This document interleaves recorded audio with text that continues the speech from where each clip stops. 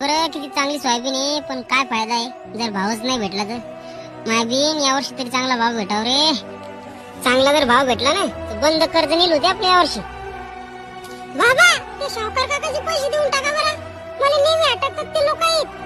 आणि त्याचं पोरग बिन मला शाळेत खिजवते. मग आपले बाबा पण तुम्ही पैसे गेले तर असंच म्हणत राहते नेहमी बिन. मग अपमान करतात ते. किती घेतो ते असे पैसे? 50,000 गेले होते, पण आता याजगे धरून त्याचे 60-65 हजार होतील आता. लोकांना वाटत असं याला एवढा माल होते मग पैसे जाते कुठं, पण त्याला का माहितीये खर्च बिन किती लागते बाबा.